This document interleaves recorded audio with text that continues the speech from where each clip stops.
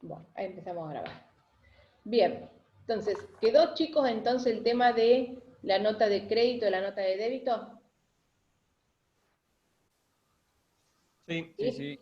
Bien, Sí, pero entonces, para que también vayan tomando nota. Cuando nosotros vendemos o cuando compramos, siempre existe factura.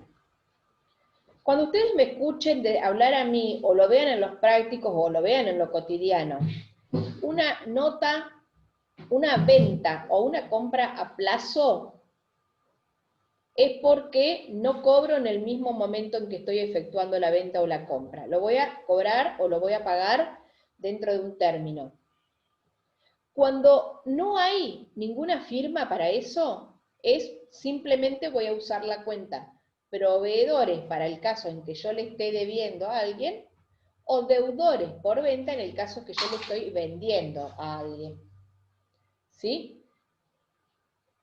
Ahora, si esa venta o esa compra yo la hago a plazo, pero por la cual voy a firmar un pagaré, es decir, que ahí tengo un documento a cobrar en el caso de la venta y un documento a pagar en el caso de la compra. Entonces, ventas a plazo sin documentar, factura.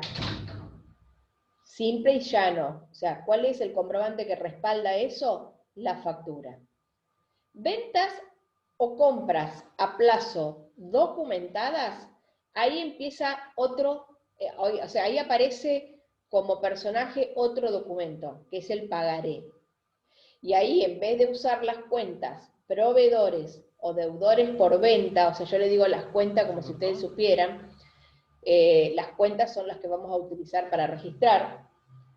O sea, cuando yo le debo a alguien, lo voy a nombrar proveedores, y cuando alguien me debe a mí por una venta, va a ser deudor por venta. En este caso, lo que voy a usar para registrar como cuenta cuando hay un pagaré firmado de por medio es documentos a cobrar o documentos a pagar. ¿Qué es un pagaré? Es una promesa escrita de pago.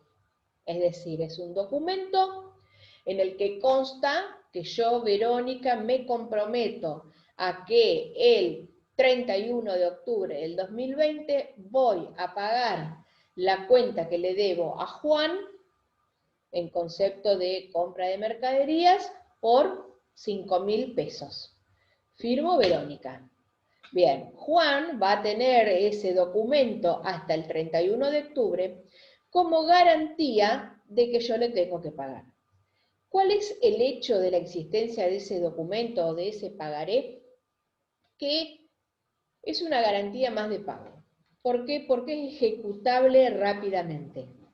Es decir, yo con un documento firmado por un tercero que no cumplió, directamente puedo ir a la justicia. Entonces, más fácil para cobrar una deuda. Normalmente se utiliza en operaciones de grandes volúmenes. No voy a firmar un pagaré porque esté debiendo un pantalón, un jean y un buzo que me compré en un local. ¿Sí? Quizás firme un pagaré porque me compré un auto. Vamos a salvar las distancias. Pero bueno, estamos hablando para que le vean ustedes el sentido a un tipo de compra u otra.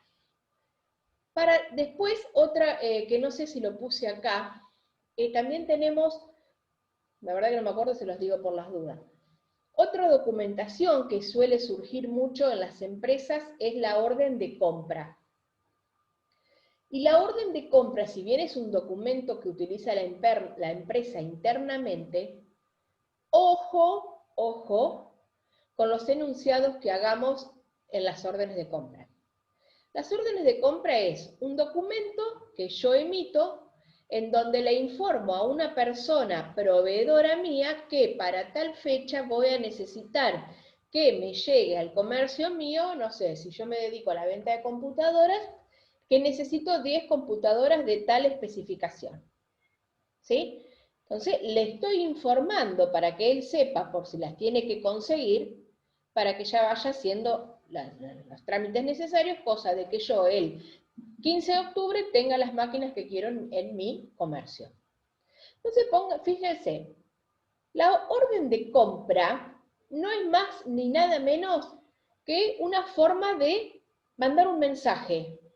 Es decir, en vez de mandar un WhatsApp diciéndole, che, Luis, mirá, para el 15 de octubre necesito 10 máquinas con estas características. En vez de eso, para dejarlo legalmente fundamentado o resguardado, o que quede en la empresa constancia de que el pedido yo lo hice, emito una orden de compra, en donde va a estar dirigida a Luis, las especificaciones técnicas de las computadoras que necesito y para la fecha que lo necesito. Si yo lo único que hago es decir, tomá, te entrego la orden de compra, hay en esa acción, en ese hecho, perdón, hecho no, en esa acción, ¿se modifica alguno de los elementos contables? ¿Se modifica el activo? ¿Se modifica el pasivo? No. ¿Por qué? Porque yo lo único que estoy diciendo es, toma, necesito esto para el 15 de octubre. Ahora fíjense que es muy distinto si yo junto con la entrega de la orden de compra le digo, toma, te entrego 50.000 pesos en concepto de adelanto de lo que te voy a tener que pagar. Entonces ahí sí ya hay un movimiento susceptible de registración porque me está modificando uno de los elementos. Entonces fíjense que con estos dos conceptos, con estos dos ejemplos, son ejemplos claros para identificar cuándo un hecho es que me está revelando una información registrable y cuándo el mismo hecho me revela una información que no se registra. Porque con esos 50.000 pesos que yo le estoy entregando voy a tener que registrar en mi empresa que salió dinero en efectivo por 50.000 pesos, es decir, que disminuyó un activo. Después veo qué pasa del otro lado, porque recuerden que siempre la ecuación tiene que equilibrarse. O sea, si tengo 50.000 de un lado porque disminuye el activo, tengo que ver qué pasa del otro para que equilibre. Pero bueno, pero yo ya tengo la noticia o el hecho que me está revelando de que un activo se modificó. Y si se modificó un activo, es porque del otro lado pasó algo. Entonces, eso lo tengo que registrar.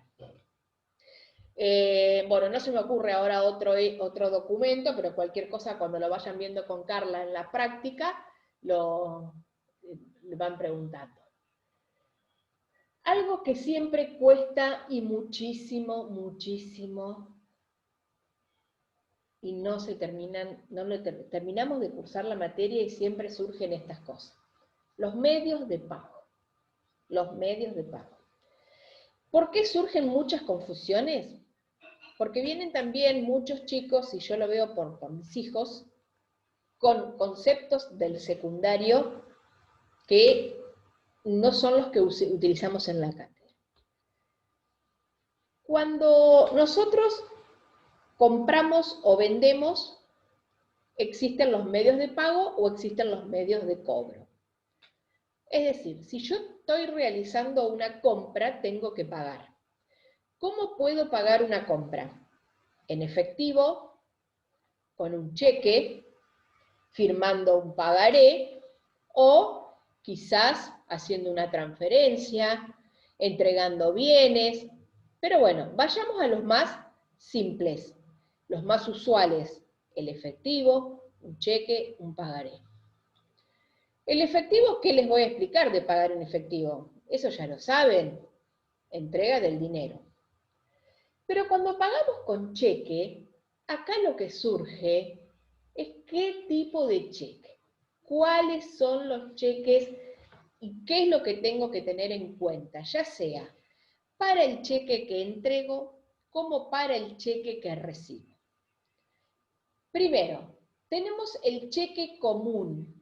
El cheque, para los que no conocen, es una orden de pago.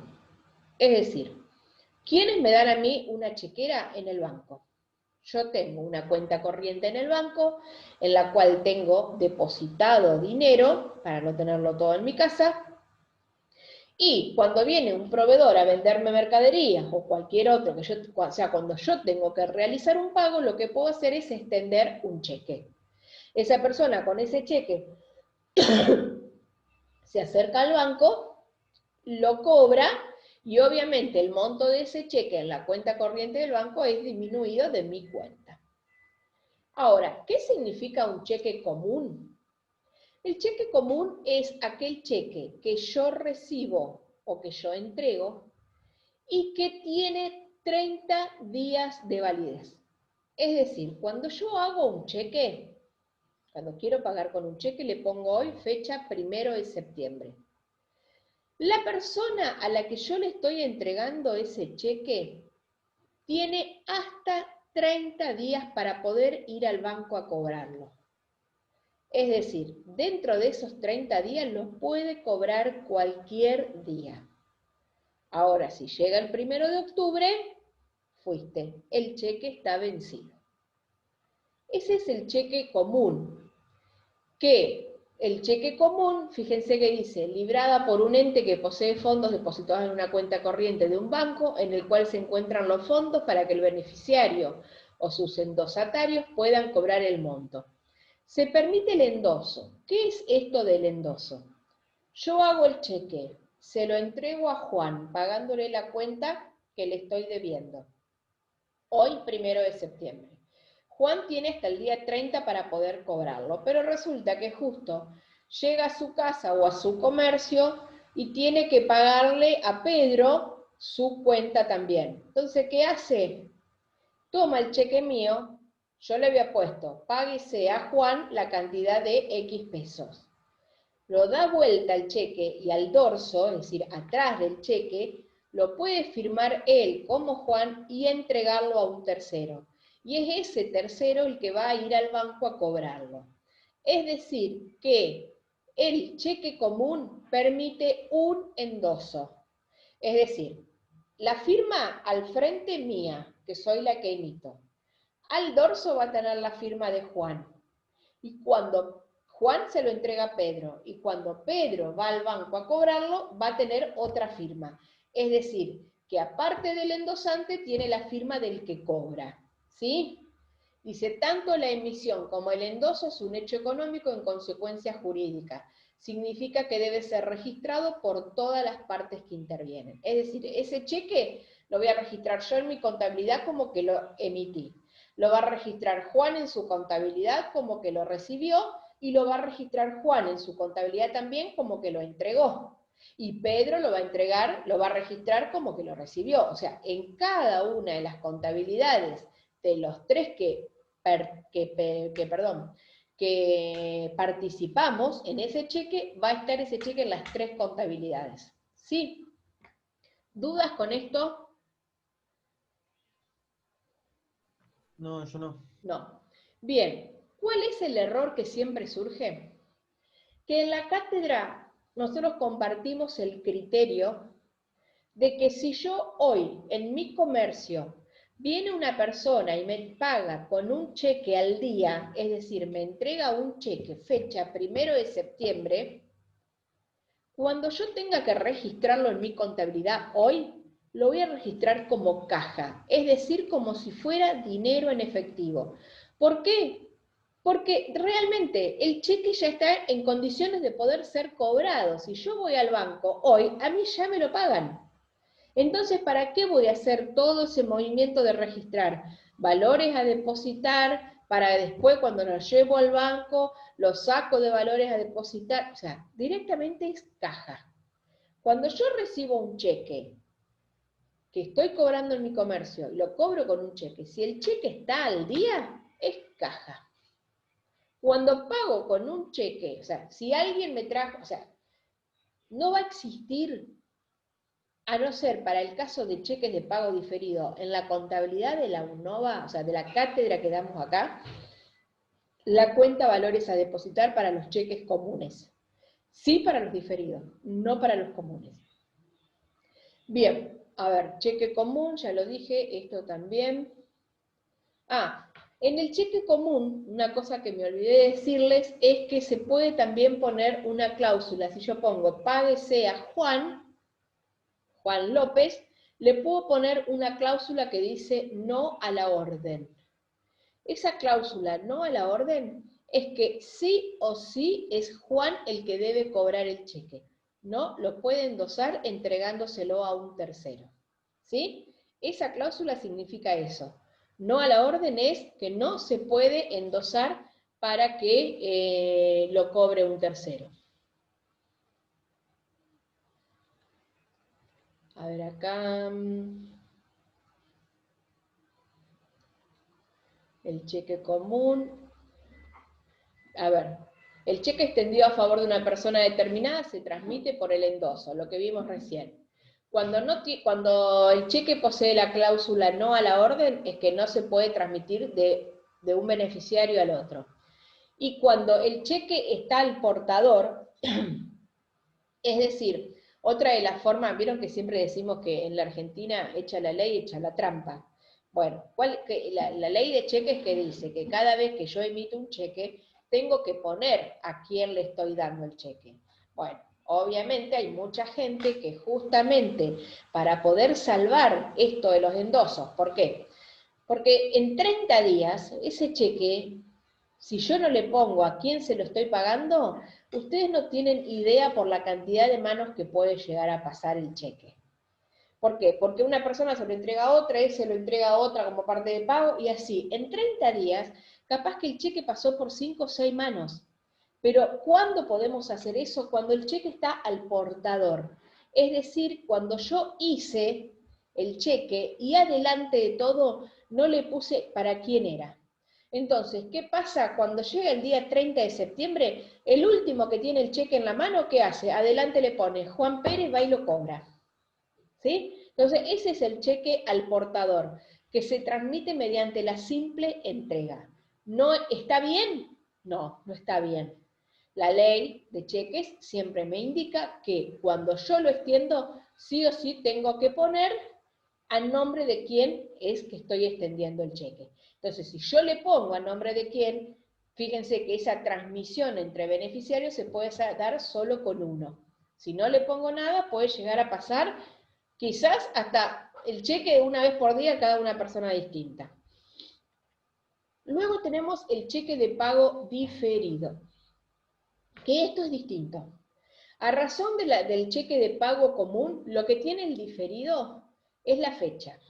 Va a tener dos fechas el cheque de pago diferido. La fecha en que se emite y la fecha en que lo tengo que cobrar. ¿Sí? Yo puedo hacer hoy un cheque, voy a poner, hoy en Junín, 1 de septiembre del 2020. Páguese el 15 de junio del 2021 a Juan la cantidad de X pesos. Esa fecha de pago no puede superar los 365 días desde la fecha de la emisión. Es decir, si yo estoy haciendo un cheque 1 de septiembre del 2020, la fecha de cobro no puede superar el 31 de agosto del 2021. Siempre dentro del año. O sea, al año se vence. O sea, no puedo hacer posterior a eso. ¿Cuál es la diferencia para tener en cuenta esto? Que, a ver qué otra cosa sigue acá, así no me voy muy... Obviamente que los fondos deben estar depositados. Y acá lo que nosotros tenemos que estar pensando para ver cómo lo considero o no, si es caja o no, es que si yo recibo un cheque de pago diferido, perdón, si yo recibo un cheque de pago común, lo dije que los considerábamos caja, porque en el mismo día yo puedo ir al banco y hacerme del dinero. Ahora, si yo lo que estoy recibiendo es un cheque de pago diferido, ¿qué tengo que hacer? Tengo que esperar sí o sí a la fecha de cobro para poder ir al banco. Y desde esa fecha de cobro tengo 30 días. Es decir, capaz que hoy 1 de septiembre viene alguien y me paga con un cheque de pago diferido que la fecha de cobro es 31 de octubre. ¿Yo puedo hacerme del dinero hoy? No. Entonces ahí sí uso valores a depositar. Porque el dinero hoy no lo estoy teniendo. Hoy lo que tengo es un valor. Uy, ¿qué pasó acá? Vieron que... Ahí está. A ver, espero que se vaya. Oh, ahí está. Entonces, yo les decía, yo hoy no me puedo hacer de ese cheque. Sí o sí tengo que esperar al 31 de octubre. Y recién el 31 de octubre, ahí empiezan a correr los 30 días. Entonces, cerramos esto. Cuando recibo un cheque de pago común, es decir, que lo puedo cobrar dentro de los 30 días, caja. ¿Cuál es la cuenta que voy a utilizar para registrar? Caja. Cuando recibo un cheque de pago diferido, voy a usar la cuenta valores a depositar. ¿Qué significa cuando un cheque, ya sea de pago común o de pago diferido, esté cruzado? Esté cruzado quiere decir que el cheque que tiene así una forma alargadita, rectangular, en esta esquina, acá, como si esto fuese el cheque, va a tener dos rayitas así cruzándolo. Eso se llama cheque cruzado. ¿Qué significa? Que no lo puedo ir a cobrar por ventanilla. Sí o sí lo tengo que depositar en alguna cuenta de algún banco. Obviamente, en una cuenta que el titular sea la misma persona que la que se verifica como beneficiario del cheque. Es decir, si el cheque está emitido a nombre de Juan, no lo puedo depositar en una cuenta de Pedro. Sí o sí, tiene que ser en una cuenta de Juan. A ver, ¿qué me estoy olvidando? Bueno, cheque común, cheque de pago diferido, fíjense. El cheque de pago diferido también tiene endosantes igual que el común. En el común yo les había dicho que tiene endoso. Un endoso, que es el que lo recibe, y el del depositante, es decir, el que va a ir a cobrar. En total son dos. En cambio, el cheque de pago diferido puede haber dos endosos, es decir, dos personas que se lo transmitan, más el tercero que es el depositante. Esa es la diferencia en cuanto a los endosos entre un y otro cheque. Y acá aparece otro concepto, ya que estamos hablando de cheque. Hace un rato hablamos de la nota de crédito comercial y la nota de débito comercial. Y yo les dije que la nota de débito comercial era porque le aumentábamos la cuenta al deudor y la de crédito porque se la disminuíamos. Ahora, algo que ya les empiezo a decir desde ahora. El banco se maneja con una contabilidad opuesta a la de la empresa. Pensemos, y justamente el otro día estaba con mi hijo que tenía que hacer unas cosas de contabilidad y dice, mami, explícame, porque bueno, le digo, mira, Joaco, le digo, si vos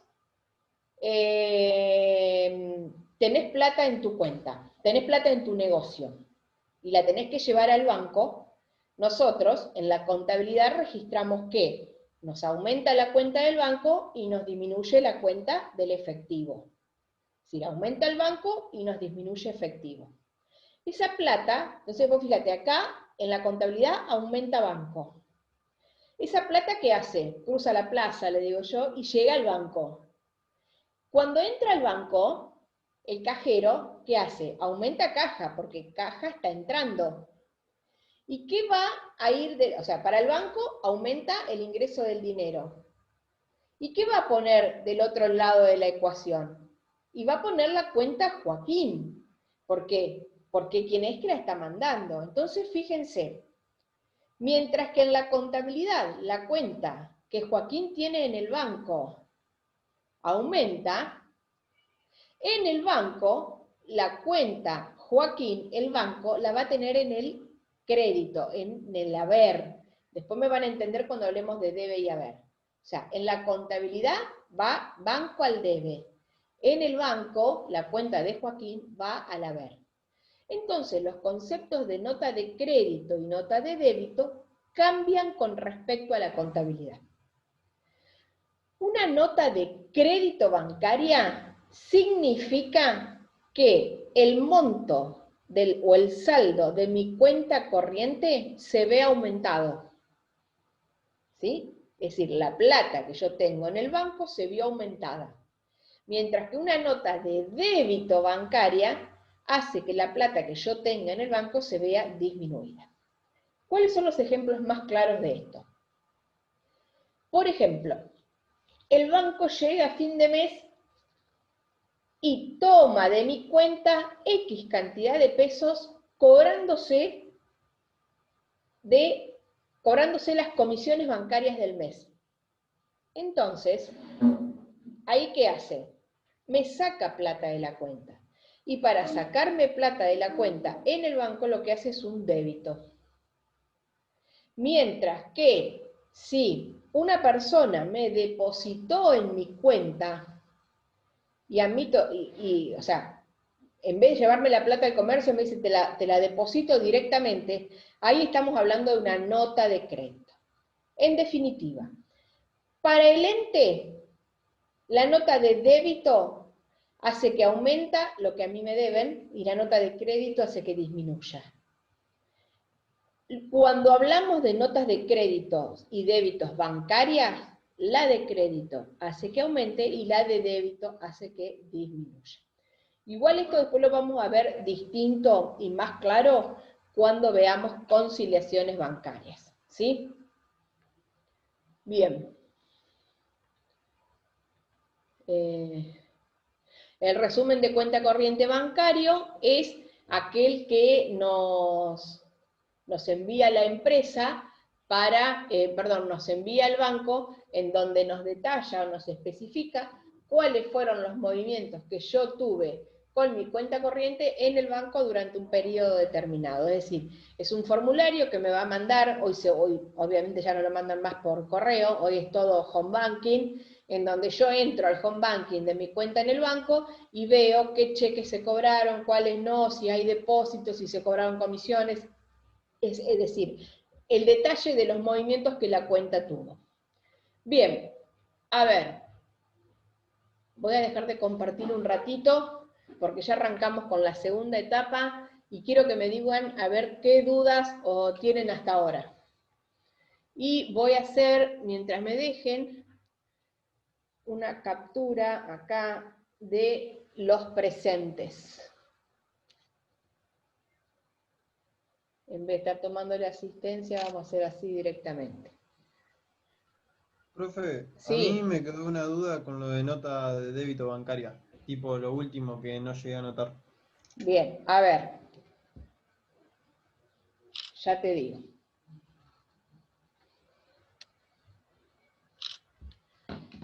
¿Quién es el que me preguntó? Yo, Joaquín Vecchio. Joaquín Vecchio. Vos sos el amigo de mi hijo.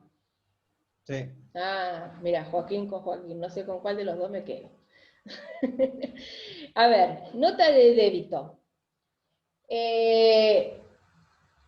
¿Me entendiste cuando yo te digo que en la contabilidad la cuenta banco va al activo y en el banco va al pasivo? Sí, eso lo Eso entendí. sí. Bien. Entonces, posicionate en lo que es el banco, la contabilidad del banco. Cada vez que cada vez que vos depositas algo, en el resumen bancario te va a aparecer en el haber. Y cada vez que que el banco pague un cheque tuyo, te va a aparecer en el debe. Entonces, una nota de débito bancaria es cuando sí o sí tu cuenta en el banco disminuye. ¿Y disminuye por qué? Porque te cobran comisiones bancarias, porque te cobran sellados, porque te cobran certificación de firmas. Es decir, hay diferentes cosas por las que el banco te puede hacer una nota de débito. No te va a hacer nota de débito cuando va alguien a cobrar un cheque porque directamente te pone pago de cheque número 5, el importe. O sea, te está diciendo que te sacó plata porque pagó tal cheque. Ahora, si te saca 1.500 pesos, te tiene que poner por qué. Entonces ahí te va a decir nota de débito y débito, porque para ello el movimiento es al debe de comisiones bancarias y te lo está cobrando. Ahora, ¿qué es lo que vos tenés que hacer con eso? Y vos fíjate, si para el banco es una nota de débito porque se registra en el debe del banco, es una comisión bancaria es un resultado negativo. Cuando yo eso lo tenga que registrar en mi contabilidad, los resultados negativos siempre van al debe.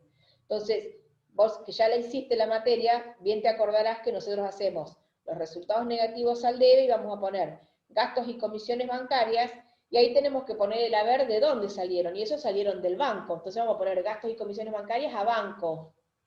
Y vos fijate que en la contabilidad el banco se acreditó, en el banco la cuenta se débito, y ahí tenés la diferencia. lo que es un débito para el banco es un crédito para la contabilidad. ¿Sí? Sí, ahí lo entendí, Perfecto. Perfecto. Igual eso después lo vamos a ver mejor y ya tengo pensado algunas cosas distintas para armar, para que no se vuelva a repetir lo de la primer cursada, ejemplos distintos o algo, o prácticos distintos para lo que es conciliación bancaria. Bueno, vamos a seguir con la segunda etapa, nos quedan 7 minutos pero no importa, y vamos a tratar de adelantar un poco, ir un poco más rápido. La segunda etapa, y esta es importante, empezamos con la clasificación. Es decir, llegamos ya a que tomamos la información del medio y ya, de acuerdo a la documentación, sabemos si lo registramos o no. Es decir, si el hecho revela o no es revelado. Bien, una vez que sabemos que sí o sí hay que registrar esa información en los libros, tenemos que saber de qué forma la vamos a registrar. Los libros se hacen a través de un sistema que se llama de partida doble. ¿Por qué partida doble? Porque la ecuación, si ustedes se acuerdan, activo igual a pasivo más patrimonio neto, son dos partes, es una igualdad contable. Entonces, lo que pasa de un lado tiene que pasar del otro, por eso hablamos de partida doble. Siempre tiene que existir la igualdad contable, es decir, lo que registro en un lado lo tengo que registrar en el otro. Y clasificar, si yo les digo directamente la palabra clasificar, yo les digo, si ustedes tienen que clasificar la ropa por colores, van a poner todos los rojos, todos los azules y todos los verdes. ¿Sí? Si tengo que clasificar por colores. Ahora, ¿cómo clasificamos en la contabilidad? Y bueno, en la contabilidad tenemos que ver criterios o variables homogéneas. Y acá me van a preguntar, bueno, ¿pero qué son esos criterios o esas dos variables homogéneas? Perfecto. Tengo que ver todos aquellos conceptos que los pueda unificar porque es como que van para el mismo lado. Entonces, el primer criterio homogéneo que encuentro en algún hecho que se reveló y donde hay movimiento de dinero en efectivo. O sea, ¿qué hago? Todos los hechos en donde hay movimiento de dinero en efectivo, los tengo que agrupar bajo un mismo concepto. Eso es clasificar. ¿Y bajo qué concepto lo voy a agrupar? Y a eso, que voy a generalizar, lo voy a llamar cuenta. La cuenta es una unidad de registración. Entonces digo, bueno, todos aquellos hechos que se revelen y en el que haya movimiento de dinero en efectivo, lo voy a llamar caja. Quiere decir que cada vez que tenga que registrar un movimiento en la contabilidad porque se movió dinero, ya sea cobré o pagué, uso caja. Entonces, fíjense, clasificar dice seleccionar criterios o variables.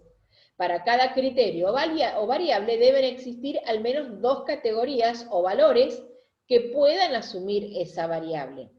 ¿Por qué? Porque yo digo, bueno, yo aumento caja, pero del otro lado tiene que haber algo también. Recuerden lo que yo les digo, que la clasificación tiene que ser para una ecuación contable, con valores o características homogéneas.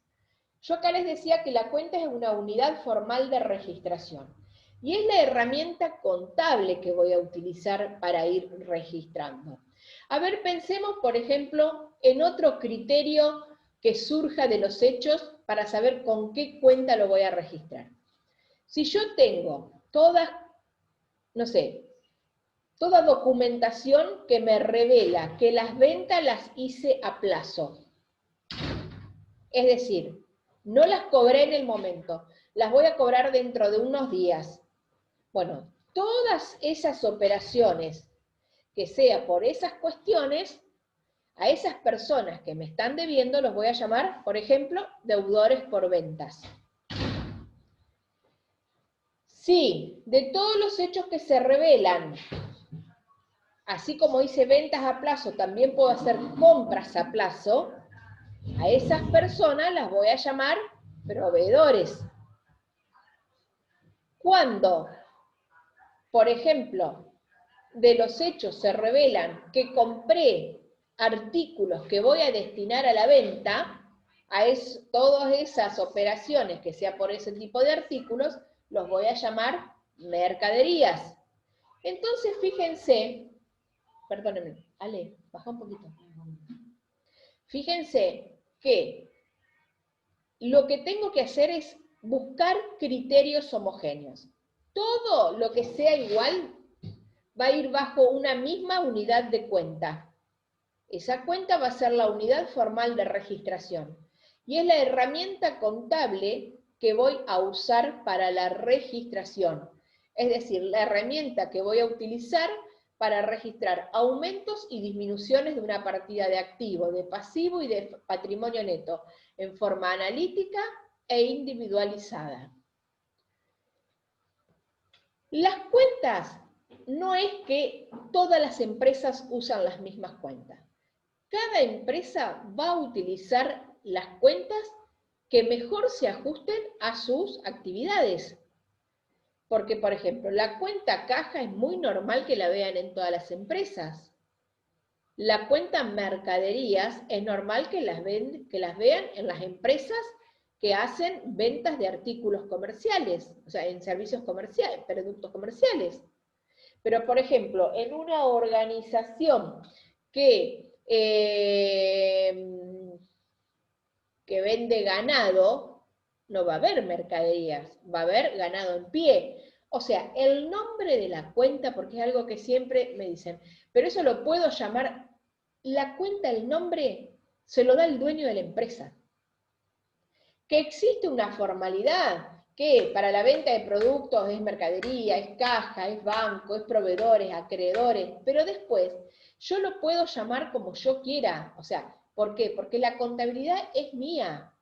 ¿Que hay normas contables profesionales que me exigen a que yo siga un criterio? Sí hay.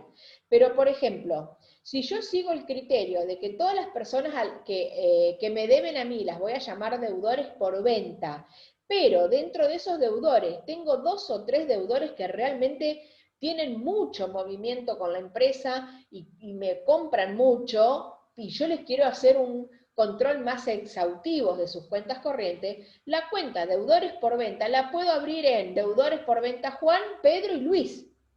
Es decir, no hay nada que me lo impida. Bien, después las cuentas que hay características. Vamos a tener las